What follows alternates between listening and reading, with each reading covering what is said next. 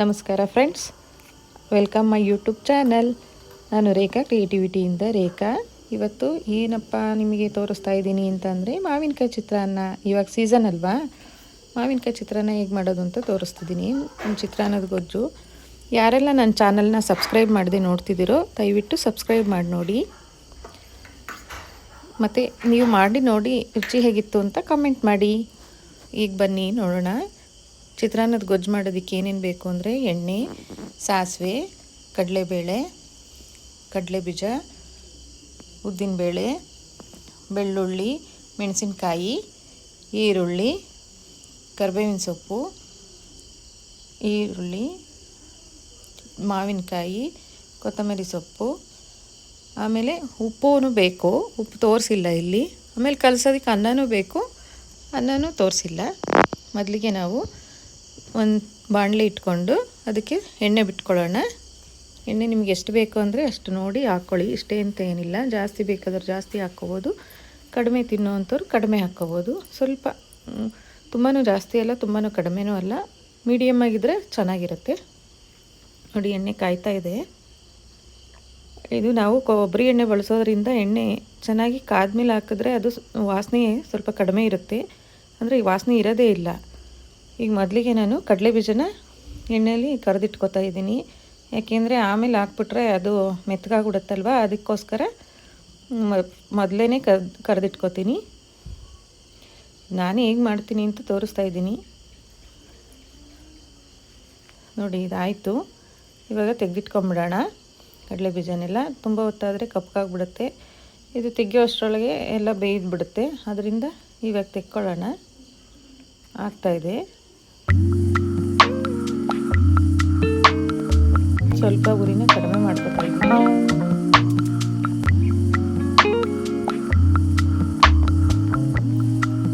ತುಂಬ ಜಾಸ್ತಿ ಉರಿ ಆದರೆ ಕಡಲೆ ಬೀಜ ಸೀದೋಗ್ಬಿಡೋ ಅಂತ ಇದಿರುತ್ತೆ.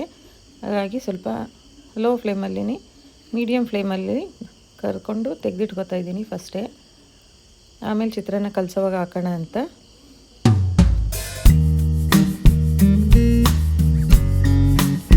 ಎಲ್ಲ ತೆಗೆದಾಯಿತು.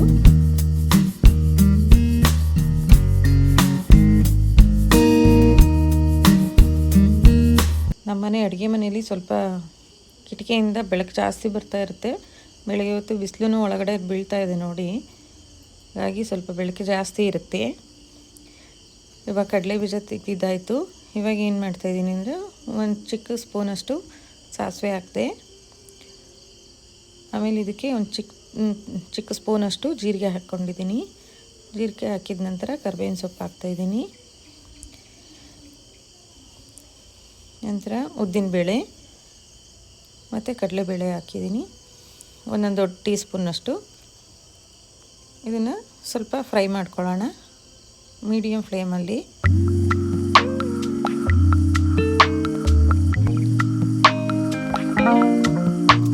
ನೋಡಿ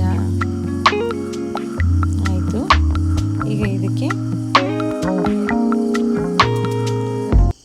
ಚಚ್ಚಿರೋ ಬೆಳ್ಳುಳ್ಳಿ ಹಾಕ್ಕೊತಾ ಇದ್ದೀನಿ. ಅದನ್ನು ಸ್ವಲ್ಪ ಕೈ ಆಡಿಸ್ಕೊಂಬಿಡೋಣ. ಕೈ ಆಡಿಸ್ಕೊಂಬಿಟ್ಟು ಈಗ ಇದಕ್ಕೆ ಹೆಚ್ಚಿಟ್ಕೊಂಡಿದ್ವಲ್ಲ ಮೆಣಸಿನ್ಕಾಯಿ, ಫಸ್ಟು ನೋಡಿ ಇದಾಯಿತು. ಮೆಣಸಿನ್ಕಾಯಿನ ಫಸ್ಟು ಇದನ್ನು ಫ್ರೈ ಮಾಡ್ಕೊಳ್ಳೋಣ. ಮೊದಲು ಮೆಣಸಿನ್ಕಾಯಿ ಫ್ರೈ ಮಾಡಿಕೊಂಡ್ರೆ ಚೆನ್ನಾಗಿರುತ್ತೆ, ಹಾಗಾಗಿ ಮೆಣಸಿನ್ಕಾಯಿನ ಫ್ರೈ ಮಾಡ್ಕೊಳ್ಳೋಣ.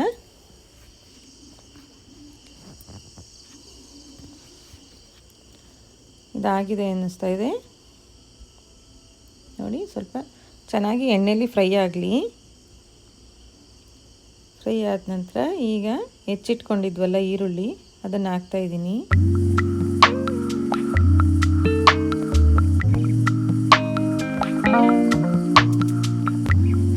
ಈರುಳ್ಳಿ ಎಲ್ಲ ಹಾಕಿ ಇದನ್ನು ಚೆನ್ನಾಗಿ ಮೀಡಿಯಮ್ ಫ್ಲೇಮಲ್ಲಿ ಫ್ರೈ ಮಾಡ್ಕೊಳ್ಳೋಣ.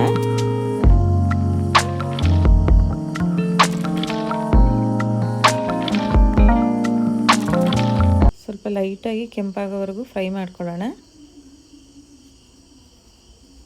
ಇದಾಗಿದೆ ನೋಡಿ. ಇದಕ್ಕೆ ಈ ಚಿತ್ರಾನ್ನಕ್ಕೆ ನಾವೇನು ಮಾಡ್ತೀವಿ ಅಂದರೆ ಪೂರ್ತಿ ಎಣ್ಣೆಲೆ ಬೇಯಿಸಿದಾಗ ಟೇಸ್ಟು ಸ್ವಲ್ಪ ಕಡಿಮೆ ಇರುತ್ತೆ. ಹಂಗಾಗಿ ಅದು ಈರುಳ್ಳಿ ಬೇಯೋವಾಗ ಉಪ್ಪು ಹಾಕೋದಕ್ಕೂ ಮೊದಲು ಸ್ವಲ್ಪ ನೀರು ಹಾಕ್ತೀವಿ.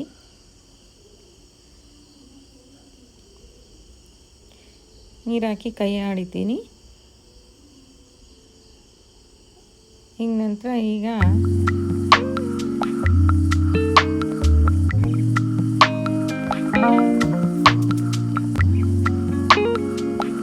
ಇದು ನೋಡಿ ಬೇಯ್ತಾ ಇದೆ. ಈಗ ಒಂದು ಚಿಕ್ಕ ಅರ್ಧ ಚಮಚದಷ್ಟು ಅರಿಶಿನದ ಪುಡಿ ಹಾಕಿದ್ದೀನಿ. ಇದು ಪ್ಯೂರ್ ಅರಿಶಿನ, ಮನೆಯಲ್ಲೇ ಮಾಡ್ಕೊಂಡಿರೋ ಅಂಥ ಅರಿಶಿನ ಆದ ನಂತರ ಉಪ್ಪು ಹಾಕಬೇಕು. ಇದಕ್ಕೆ ನೋಡಿಕೊಂಡು ರುಚಿಗೆ ತಕ್ಕಷ್ಟು ಉಪ್ಪು ಹಾಕ್ಕೊಳ್ಳಿ. ಅನ್ನಕ್ಕೆ ಹಾಕಿರೋದಾದರೆ ಗೊಜ್ಜಿಗೆ ಸ್ವಲ್ಪ ಕಡಿಮೆ ಪ್ರಮಾಣ ಇದ್ದರೂ ನಡೆಯುತ್ತೆ. ಅನ್ನಕ್ಕೆ ಹಾಕಿಲ್ಲ ಅಂದರೆ ಗೊಜ್ಜಿಗೆ ಸ್ವಲ್ಪ ಜಾಸ್ತಿ ಹಾಕಬೇಕಾಗುತ್ತೆ. ನೀವು ಹೆಂಗೆ ಮಾಡ್ತೀರೋ ಹಂಗೆ ನೋಡ್ಕೊಳ್ಳಿ. ಬೇಕಾದರೆ ಕಲಸಿದ ಮೇಲೂ ಬೇಕಾದರೆ ಅದನ್ನು ಟೇಸ್ಟ್ ಮಾಡಿ ನೋಡಿ, ಉಪ್ಪು ಸಾಲದೇ ಇದ್ದರೆ ಹಾಕ್ಕೋಬೋದು. ಮೇಲುಪ್ಪು ತುಂಬ ಜಾಸ್ತಿ ಆದರೆ ತೆಗೆಯೋದು ಕಷ್ಟ ಆಗಿಬಿಡುತ್ತಲ್ವ, ಅದರಿಂದ ಮೇಲುಪ್ಪನ್ನ ಹಾಕ್ಕೋಬೋದು. ನೋಡಿ ಈಗ ಅದು ಸ್ವಲ್ಪ ಬೆಂದಾದಮೇಲೆ ಇವಾಗ ಮಾವಿನಕಾಯಿನ ತುರಿದಿಟ್ಕೊಂಡಿರೋ ಮಾವಿನಕಾಯಿನ ಒಂದು ಬಟ್ಲಲ್ಲಿರೋದನ್ನ 3/4 ಬಟ್ಲಷ್ಟು ಹಾಕಿ ಅದನ್ನು ಸ್ವಲ್ಪ ಬೇಯಿಸ್ಕೊತೀನಿ. ಇನ್ನೊಂದು 1/4 ಬಟ್ಲು ಹಾಗೆ ಇಟ್ಕೊಂಡಿದ್ದೀವಿ. ಯಾಕೆಂದರೆ ಅನ್ನ ಕಲಿಸ್ತೀವಲ್ಲ ಚಿತ್ರಾನ್ನ, ಆವಾಗ ಮೇಲೆ ಹಾಕಿದ್ರೆ ಅದು ಸ್ವಲ್ಪ ಹುಳಿ ಹುಳಿಯಾಗಿ ಚೆನ್ನಾಗಿರುತ್ತೆ. ಹಸಿ ಮಾವಿನಕಾಯಿ ಹಾಕಿದ್ರೆ ಹಾಗಾಗಿ ಸ್ವಲ್ಪ ಎತ್ತಿಟ್ಕೊಂಡಿದ್ದೀನಿ. ಇದು ಏನು ತುಂಬ ಬೇಯಿಸೋದೇನು ಬೇಡ, ಸ್ವಲ್ಪ ಹೊತ್ತು ಕೈ ಆಡಿದ್ರೆ ಅದೆಲ್ಲ ಮಗ್ದಂಗೆ ಆಗುತ್ತೆ. ಸಾಕು ಇಷ್ಟ ಆದರೆ.